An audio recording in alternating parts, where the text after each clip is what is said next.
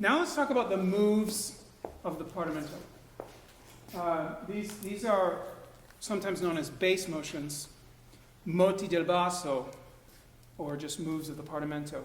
And these are special sequential moves that have special harmonizations. And this is where the music starts to get really cool and interesting. We already talked about the C5, up a fourth, down a fifth, up a fourth, down a fifth, and how it takes that kerchunking caterpillar harmonization. Okay? So that's what these are. We already talked about circle of fifths, so let's go ahead to cascade. Cascade is down a third, up a second, but it can also start by going up a second and then go down a third. So the upper note will take chord of the fifth, and the lower note will take 6-3 or 6-5. And it sounds like this. If I do the very simplest version,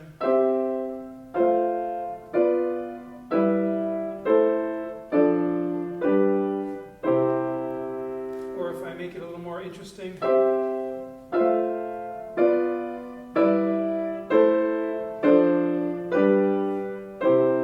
if I get really interesting,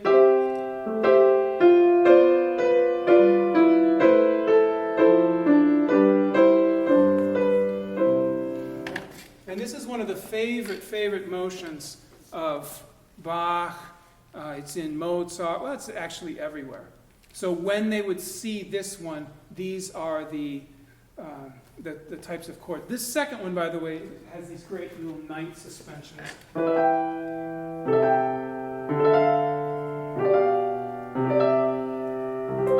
really lovely. Okay.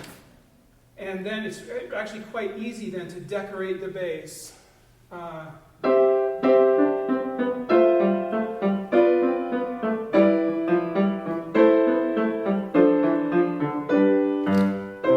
With diminutions. And now again, it starts to sound like real music because the people who wrote the real music were using these techniques. So that one's called cascade. We already did the descending 7/6 right here. There's an ascending one too. Look at this. Goes up the scale. Sounds like this. Do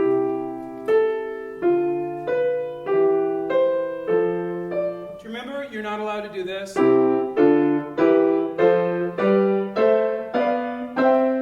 In classical music, why aren't you allowed to do that?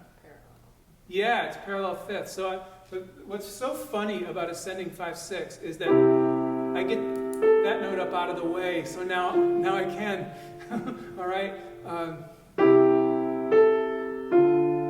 They're not parallel, Mom. I'm moving at different times.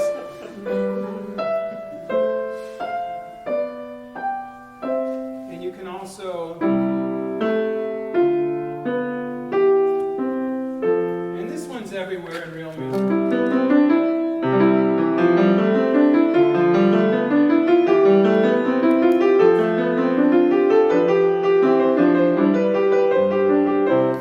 It's absolutely everywhere. Even today, in today's music, it's still going on. So that's ascending. How many bass motions exist? I'm not exactly sure, because nobody from back then ever made a comprehensive list. Can you believe this? They taught their little favorite ones, and then they said, good boy, now off you go into the world of music to find the rest. And they actually didn't ever make a comprehensive list. There's one from Fenaroli that's most of them, but there are others that he put in his Partimenti and he didn't put in his, or he put in his Partimenti but he didn't put in his treatise. So gathering them all up is a little bit odd. So I've tried to gather as many as I can. These are the stepwise descending, Forbidon 5/6, 8/7/6. Ascending, 10/9/8, and something called the Corelli Leapfrog. The Corelli Leapfrog is so great. It's really technical, but it's the coolest thing ever, so I'm going to explain it to you, okay? First of all, you can't have a dissonance without preparing it, right? Okay, so what I want to do, I'm not allowed to, but what I want to do is I want to go up the scale, and I want to have,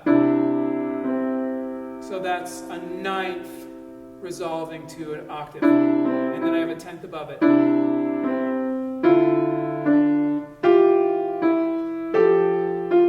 that's illegal in this style of music, to have two notes and then resolve, and then two notes and then resolve, and then two, because I'm jumping to the dissonance. So what they would do, Corelli did this all the time, is this note right here jumps over the other note. Okay, so I keep this note and this one jumps over it, and this one falls and jumps, and then falls and jumps. So they're going like this: fall, jump, fall, jump, fall. Okay? If you listen to the Corelli trio sonatas, you'll hear this all the time. And if you YouTube Corelli Leapfrog, there's this guy who has about 10 examples all in a row, and you can hear them. Just little snippets. It's really cool. It doesn't work on the piano very well at all, because you can't hear voice crossings on the piano. You can only hear them like with violins and stuff. Here's some more. We did the 7/6. Foberdon is just parallel.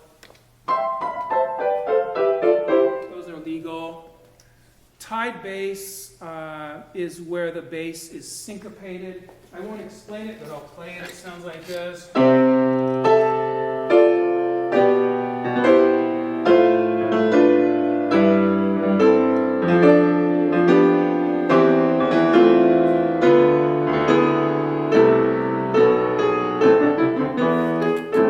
Which is Bach's favorite, because it's so grand. It's so wonderfully grand.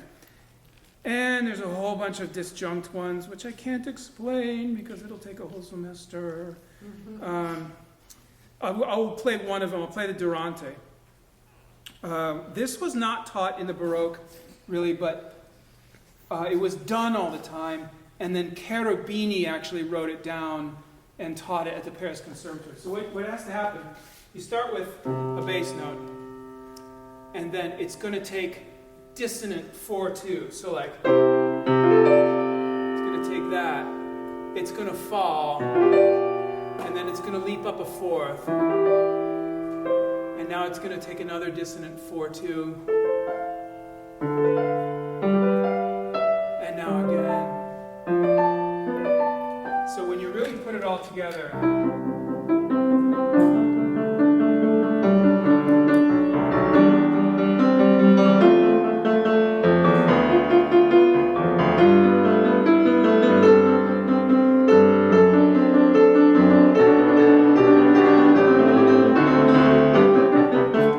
it's really a quite dramatic thing. It's in the Art of Fugue by Bach, of all places.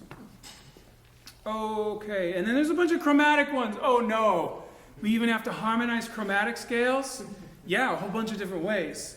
Oh no, I'm going to do this later tonight. I'm going to play, I'm going to improvise on this little idea.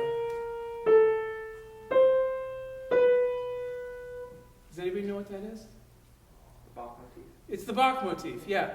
B flat A, C, B natural. It spells the name of Bach in the way the Germans call their notes. And it's this chromatic weird thing that doesn't fit in any key. So you have to come to terms with that.